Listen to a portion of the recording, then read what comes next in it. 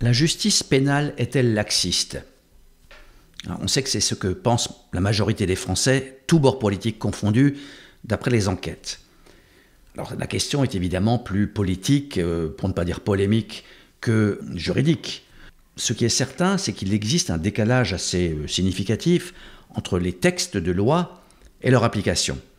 Par exemple, lors d'une formation que j'animais pour des travailleurs sociaux sur les violences conjugales, lorsque j'ai cité l'article du Code pénal qui prévoit jusqu'à 3 ans de prison en cas de violence conjugale sans arrêt de travail, qu'on pourrait qualifier de légère, une stagiaire m'a rétorqué, mais attendez, dans ce genre d'hypothèse, si le type s'en sort avec, enfin si plutôt il subit 3 heures de garde à vue, pas de prison, de garde à vue, c'est qu'il n'a pas de chance. Alors, c'est vrai que le mot chance a son sens ici, parce que le délinquant, pas seulement en matière de violence conjugale, mais de manière générale, le délinquant, d'abord qui se fait prendre, puis qui est renvoyé devant le tribunal, qui est jugé, qui est condamné, et qui fait réellement sa peine, on peut dire qu'il n'a pas de chance. Certains n'en ont pas. Alors, ça devrait être le contraire. Le délinquant exceptionnellement chanceux devrait être celui qui échappe à la sanction. Il ne s'agit pas ici de faire l'apologie de la sanction et de la répression, mais simplement de souligner cet écart, ce décalage entre ce que dit la loi et ce qui en est fait en bout de parcours judiciaire. C'est d'ailleurs malsain pour l'état de droit et pour la démocratie, car si le juge veut, il peut. Et de ce fait-là, ça peut induire un arbitraire judiciaire. Alors oui, il y a des juges laxistes, il y a le contraire aussi.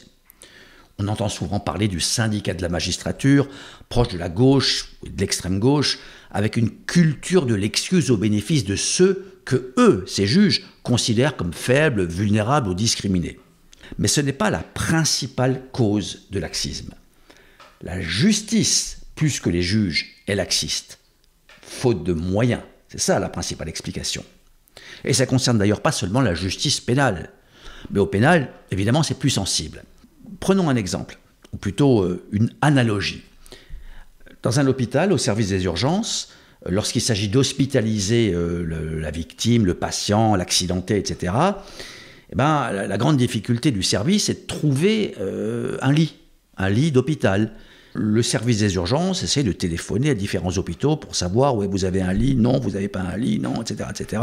Et finalement, le patient, parfois, passe une nuit de plus, enfin une nuit aux urgences, et peut ensuite être déplacé, être hospitalisé loin de chez lui.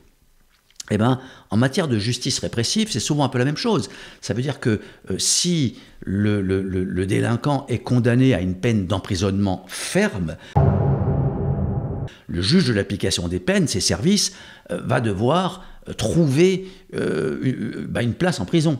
Et là, c'est le parcours du combattant. C'est un peu comme pour les hôpitaux. Il n'y a pas de place. C'est même pire de ce point de vue-là que les hôpitaux. Donc on nous dit, il faut construire des places de prison. Et il est vrai que là, ça ne relève pas de la responsabilité des juges, mais de la volonté politique ou de l'absence de volonté politique. Encore que même si y a la volonté, c'est pas si facile, parce que les prisons, c'est comme les HLM. Tout le monde dit qu'il en faut, mais surtout chez les voisins. On n'en veut pas chez soi. On peut quand même se demander si c'est vraiment indispensable de construire des prisons. On peut prendre l'exemple de la Hollande et peut-être aussi du Japon, où il y a des peines courtes qui sont immédiatement appliquées et des prisons qui sont vides. Car on a peur d'y aller et éventuellement de perdre son travail et de perdre sa réputation. En France, c'est le contraire. Si vous avez du travail, on considère que vous avez des garanties de représentation et on va essayer de préserver votre emploi. Au lieu de construire des prisons, peut-être qu'on pourrait imaginer de créer des centres de rétention moins stricts, moins fermés, pour des très courtes peines. Et ces centres pourraient même éventuellement être ouverts. Mais si le délinquant ne s'y rend pas, ou s'il n'y reste pas jusqu'à la fin de sa peine, il irait pour plus longtemps dans une vraie prison. C'est le job des politiques. Mais il est dommage de résumer le débat au laxisme et au manque de prison. Un autre sujet vient souvent dans le débat, c'est celui des peines planchers. Alors est-ce qu'il en faut pas ? Ça a été fait à une époque, mais avec des possibilités pour les juges de ne pas les appliquer, ou de moins les appliquer, il est vrai que les magistrats ont horreur qu'on leur force la main. Ils tiennent à leur indépendance et à l'individualisation des peines, enfin de la peine. Donc à leur liberté de condamner ou pas. L'indépendance de la justice est un pilier de la démocratie.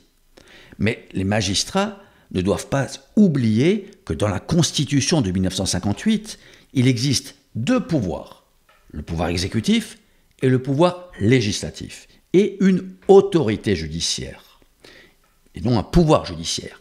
Les juges doivent aussi accepter que c'est la politique qui fait le droit par le biais des élus du peuple, et non l'inverse, même si on peut concevoir que certains grands principes soient supérieurs à l'humeur du peuple.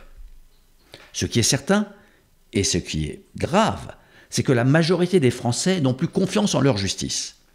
Les magistrats, bien évidemment, en attribuent la responsabilité aux médias, sans jamais se remettre en cause, alors que, comme toujours, chacun détient sa part de vérité et que les responsabilités sont par conséquent partagées.